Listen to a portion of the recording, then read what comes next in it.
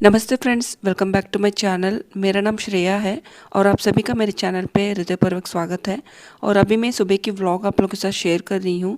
सुबह की 7 बज रहे हैं और 9 बजे के बीच की जो मेरा रूटीन होता है वो वही मैं आप लोगों के साथ शेयर कर रही हूँ।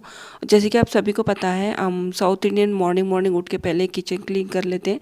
और पूजा में देखिए, ये चावल है थोड़ा सा मैंने रखा है, और थोड़ा कुमकुम, थोड़ा हल्दी, और ये गेरू है, ठीक है। तो इनको मैं यूज़ करती हूँ पूजा में आजकल। पहले थोड़ा सा रंगोली रखा था मैंने, पर गेरू मैंने चेंज किया था। गेरू हम पहले से यूज़ करते थे, पर बीच में मैंने यहाँ पे नहीं मिल रहा था। जहाँ नॉर्थ इंडिया में बिल्कुल गेरू वैसी जगह पे मिलती है जहाँ पे रेगुलर अगर कोई यूज़ कर रहा हो तो, अदरवाइज़ नहीं मिल रहा था। फिर मुझे लखनऊ जब गई थी ना आखिरी बार, तब मैं वहाँ से लेकर आई थी। तो यही गेरू से ही अब मैं पूजा कर रही हूँ। और गेरू तो बहुत ही सर्वश्रेष्ठ माना जाता है पूजा में। अगर आपको घर में मतलब कोई नेगेटिविटी है या कोई बहुत सारे प्रॉब्लम्स हैं, तो आप सुबह सुबह गेरू से भी अपने चूल्हे को पूजा करने से घर में अन्न का कमी नहीं होती है, कहा जाता है। तो इसीलिए मैंने गेरू को तो यूज़ कर ही रही हूँ अब, क्योंकि पहले मिल नहीं रहा था। अब मिल गया था तो मैं लेकर आ गई थी। अब जब भी मुझे ज़रूरत पड़ेगी तो मैं जब जब लखनऊ जाऊँगी तभी मैं लेकर आऊँगी। और ये देखिए, गेरू से मैंने नॉर्मली इस तरह से मैंने एक डिज़ाइन बनाया है, और इसके बाद में हम लोग थोड़ा सा रंगोली से इसको पूजा करेंगे। आपको मैं बता दूं कि ये गेरू का जो हम इस्तेमाल करते हैं पूजा में, ये बहुत सालों साल पहले के से चलते आ रहा है। तो ये अभी का नहीं है, परंपरा है ये। एक्चुअली क्या होता है ना कि जो इस दिन जैसे कि गुरु पूर्णिमा होती है ना, गुरु पूर्णिमा के दिन ही महर्षि देव व्यास जी का जन्म हुआ था। और गुरु पूर्णिमा के दिन ही गुरु की प्रार्थना करने से, उनका आशीर्वाद लेने से व्यक्ति को ज्ञान और बुद्धि की प्राप्ति होती है, ऐसा कहा जाता है। तो गुरु पूर्णिमा जब पर्व मनाए जाते हैं तो खास तौर पे गेरू का यूज़ किया जाता है। और गेरू किसका प्रतीक है, बहुत लोग पूछते रहते हैं। तो ये ना जीवन और उर्वरता की प्रतीक होती है। तो कुछ संस्कृतियों में लाल गेरू का उपयोग भी अनुष्ठान के दौरान किया जाता है। तो ये बहुत ही अच्छा होता है अगर आप रेगुलर इसे यूज़ करते हो। अगर आप किचन को मतलब इस तरह से पूजा में यूज़ करते हो ना, तो बहुत ही सर्वश्रेष्ठ माना जाता है। घर में किसी भी भाग में आपको, जैसे कि दहलीज की पूजा में करती हूँ, उसमें भी यूज़ किया जाता है। तो ये सब पूजा में गेरू को इस्तेमाल करने से बहुत ही अच्छा होता है। तो मैं इसीलिए इसको अब स्टार्ट कर रही हूँ, पहले यूज़ नहीं कर पा रही थी। जैसे कि आपको पता है कि जहाँ पे मैं रहती हूँ ये गांव है। तो यहाँ से फिर मैं लखनऊ गई थी जब ससुराल, बीच बीच में जाना होता है मेरा। तो वहीं से मैं लेकर आई थी। मुझे नहीं, मैंने पूछा था बहुत लोगों को, पर उसके बाद में एक दो लोगों ने बोला कि यहाँ पे मिलता है लखनऊ में।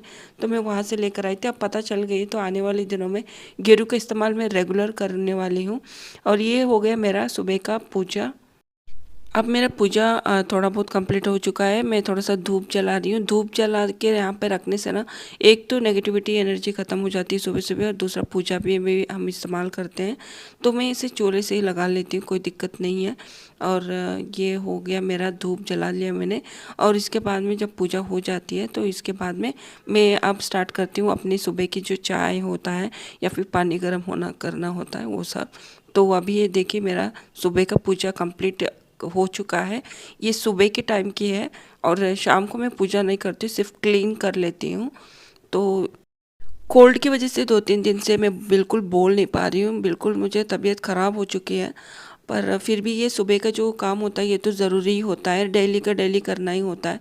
इससे क्या होता है कि एक तो घर का तरक्की होती है, घर में अच्छा अच्छा चीज़ें होती है, अच्छी अच्छी चीज़ें सुनने को मिलती हैं। अगर आपके घर की जो जहाँ पे आप खाना पकाते हो वो अगर अच्छा नहीं है, और आप उसको अच्छे से इज्जत से आप पूजन करके आप वहाँ पे खाना नहीं बनाते हो, तो फिर बाद में उसका कोई वैल्यू नहीं रहता, ऐसा कहा जाता है।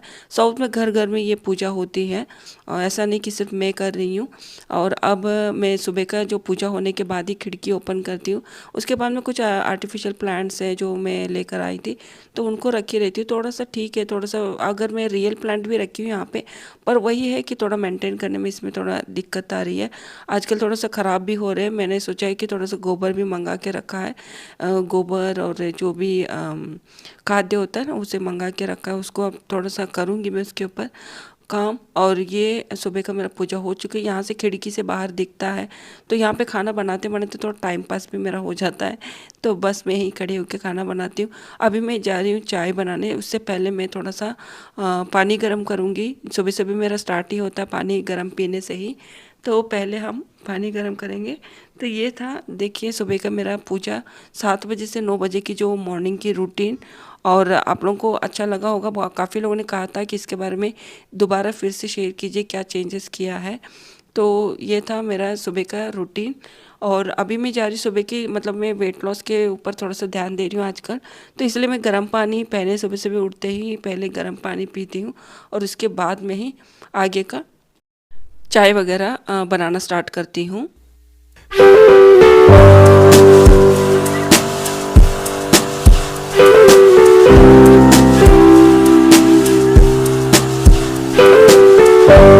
घर के सारे काम करते करते हम खुद पे ध्यान देना भूल जाते हैं, और मुझे आजकल ऐसा लग रहा था कि वेट लॉस करना भी बहुत ज़रूरी हो चुका है।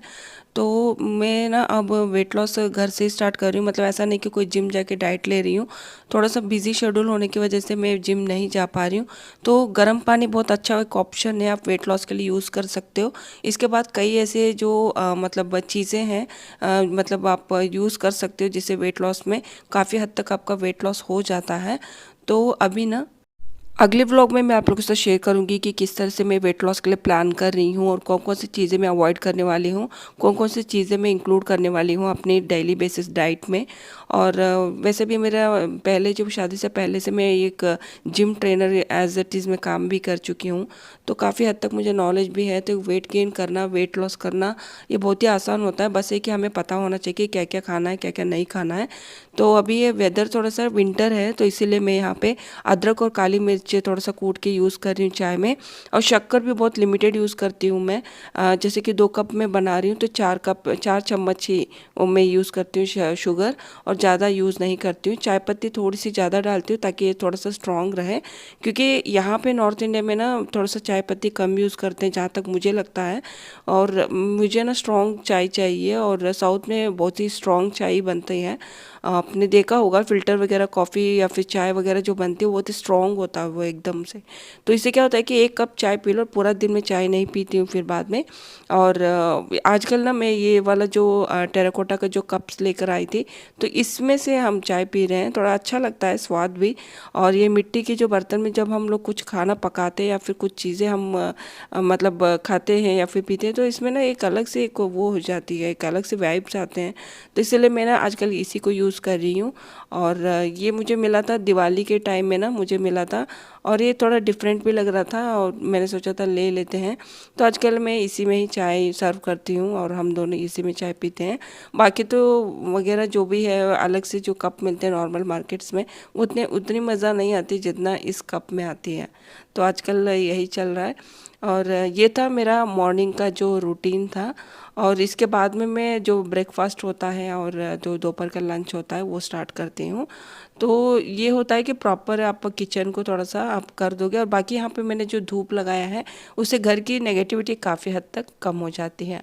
तो ये था मेरा मॉर्निंग रूटीन। आई होप आप लोगों को अच्छा लगा होगा। अच्छा लगे तो चैनल को सब्सक्राइब कर लीजिए मेरे अगले व्लॉग देखने।